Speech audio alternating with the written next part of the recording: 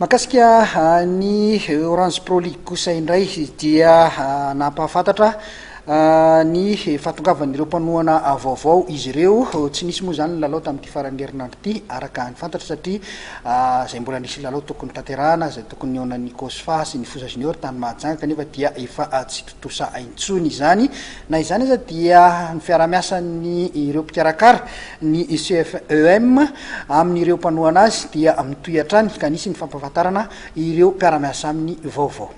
Taorinina ny ekeny sy ny diran'ny Orange Madagascar ho mpanohana ofisialy ny fifaninanana dia napahafantatra ny fidiran'ny orinasa telo vaovao anohana sy ara-iasa amin'ny Orange Pro League ny CFM na ny Association des clubs de football élite de Madagascar. Mpanohana vaovao izay ahitana ny Flexnet, Canal Plus Madagascar ary ny Sport 261. Tsy ivina trano moa fa ny CFM dia rafitra nazo nitsodrany Fédération Malagasy Baolina Kitra hikarakara ny fiadinan'ny tompon-daka nasionaly sokajy division voalohany elite. Tamin'ity fotoana fampahafantarana ny mpanohana vaovao natao tetsy amin'ny foiben'ny Orange Madagascar korondrano ity ihany koa no nampitahan'ny mpikarakara ireo vaovao isan-tsokadiny mahakasika ny Orange Pro League. Fantatra fa hitohika hiditra amin'ny andro faha 12 ny fifaninanana ny 20 sy 20 martsa ho avy zao. Izany dia ataorin'ny nanatanterahana ny andro faharoa ny 15 martsa lasa teo tany Mahajanga ny onan'ny Foza Junior FC Boeny sy ny FCA Ilakaka Iorombe. Iverina hiakatra kianja indraraka zany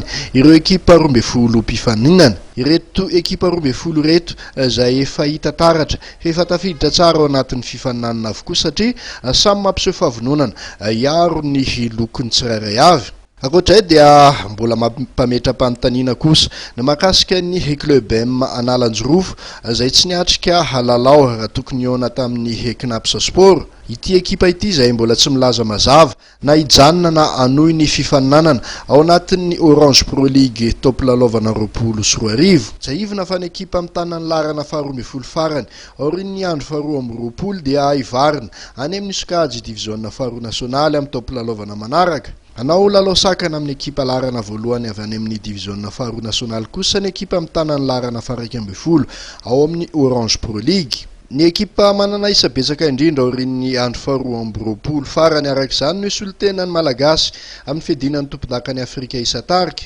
Akoatray dia napahafantatra ny fiovana eo amin'ny kianja ilalaovana ihany koa ny CFM noho ny fanamboarana ny stadium Barikadimy mantsy dia voatery afindra any amin'ny kianja Marmam Brickaville ny lalao tokony atao an'ny Tomasina amin'ity farany herinandro ity. Atoraka izany ihany koa dia atao an'ny Carion ny lalao tokony atao any amin'ny complexe sportif Votovorona. Izany dia noho ny nanapahan'ny fanjakana hevitra hampiasa ny toerana eny Votovorona anaovana ny fanokana monina sy ny fitiliana ireo olona iny hitondra ny valana retina coronavirus. Ary farany dia mikasa ny karakara soirée awards ihany koa ny CFM ny volana Jolay ho avy zao hoentina maranana ny top lalaovana.